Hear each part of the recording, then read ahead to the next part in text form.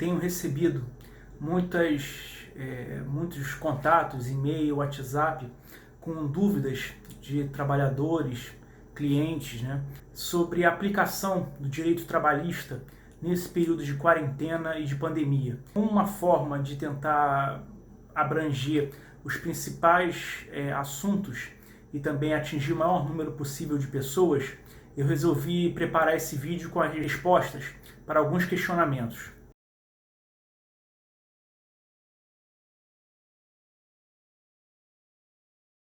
O principal questionamento que eu tenho recebido é o seguinte: mesmo com a empresa fechada, mesmo com o estabelecimento comercial fechado e o trabalhador em casa, sem trabalhar, ele tem que receber o seu salário, ou seja, a empresa tem que pagar o salário desse trabalhador?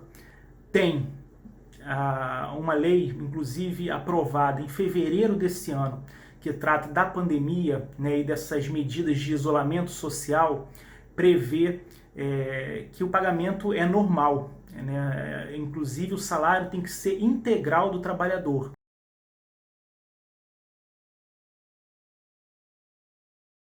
Então, por exemplo, recebi questionamentos de uma pessoa, de um trabalhador, que falou que trabalhou até 19 de março e a partir de então foi para a quarentena, o estabelecimento fechou e ele ficou em casa. E aí agora com o pagamento do seu salário, o patrão pagou apenas os 19 dias trabalhados e descontou o restante do salário. Está errado. O trabalhador ele tem que receber integralmente o seu salário, independentemente dele ter trabalhado ou não. Independente também do fato do estabelecimento ter sido fechado ou não. O salário é normal.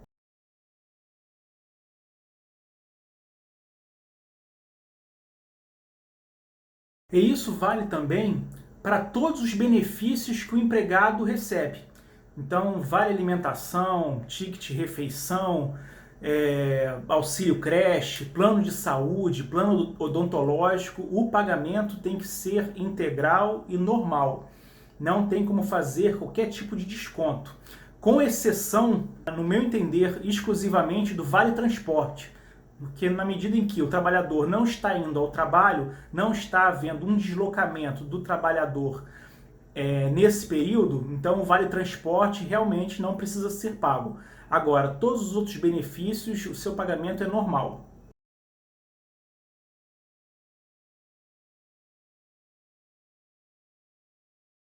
A partir de abril, agora, foi aberta a possibilidade das empresas reduzirem a jornada de trabalho ou suspenderem o contrato de seus empregados com a respectiva anuência dos trabalhadores, ou seja, os trabalhadores precisam concordar com a aplicação de tais medidas. A redução pode ser de 25%, 50% a 70% da jornada de trabalho dos empregados, com a correspondente redução de seus salários.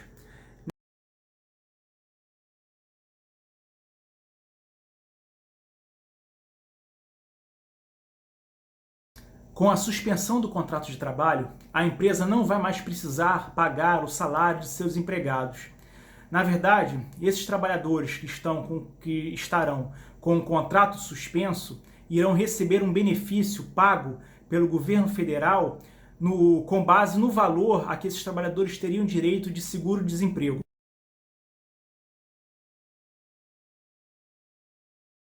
Agora, como o próprio nome diz, na suspensão do contrato de trabalho, o trabalhador, né, o empregado, não trabalha. Ele fica em casa, né, cumprindo a quarentena, a medida de isolamento social prevista. Né? Não confundam suspensão do contrato com home office, né, com teletrabalho ou trabalho à distância.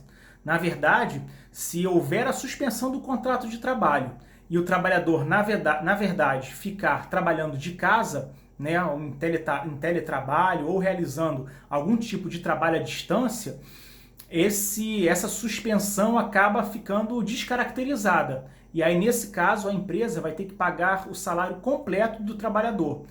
Além disso, todos os benefícios a que o trabalhador tem direito, como eu já mencionei anteriormente, plano de saúde, vale alimentação, né, ticket refeição, plano odontológico, auxílio creche, todos esses benefícios, mesmo no período de suspensão do contrato ou nas hipóteses de redução da jornada de trabalho, esses benefícios permanecem inalterados, ou seja, permanecem devidos ao trabalhador e a empresa terá que pagá-los.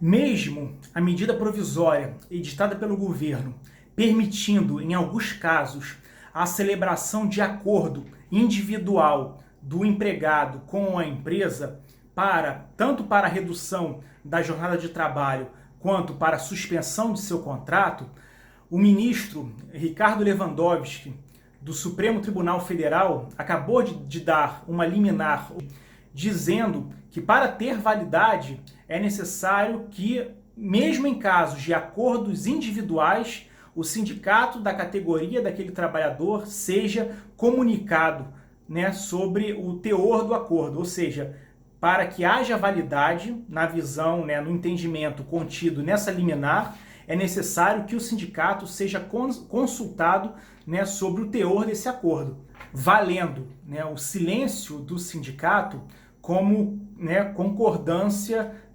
tácita dos termos celebrados entre o trabalhador e a empresa.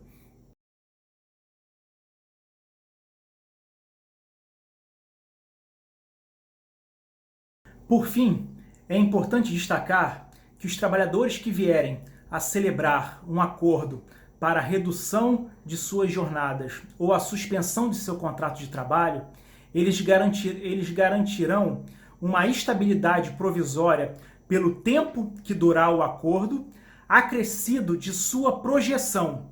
Ou seja, suponhamos que um trabalhador tenha o seu contrato de trabalho suspenso por 60 dias. Enquanto vigorar esse acordo de suspensão do contrato, o trabalhador, obviamente, não poderá ser demitido e esse período de estabilidade deve ser acrescido para mais 60 dias após o término previsto no acordo.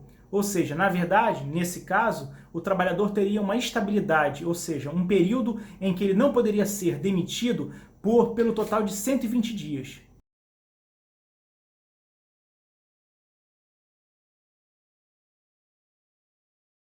Bom, o período será esses 90 dias do acordo, mais 90 dias após o término do acordo. Então, o total de 180 dias de estabilidade, ou seja, um período em que o trabalhador não poderá ser demitido pela empresa.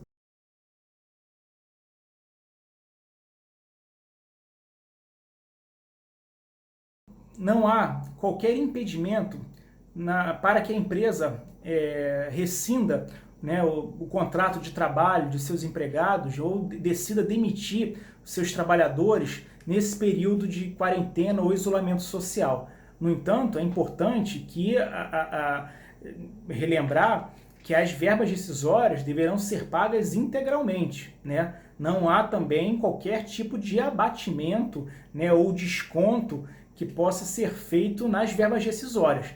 Então, assim, é claro, né, principalmente nas hipóteses em que o trabalhador não concordar com as medidas de redução de jornada ou de suspensão do contrato de trabalho, a empresa, se quiser, ela pode mandar embora esse trabalhador, né? No entanto, se assim o desejar, deverá efetuar o pagamento integral das verbas rescisórias devidas.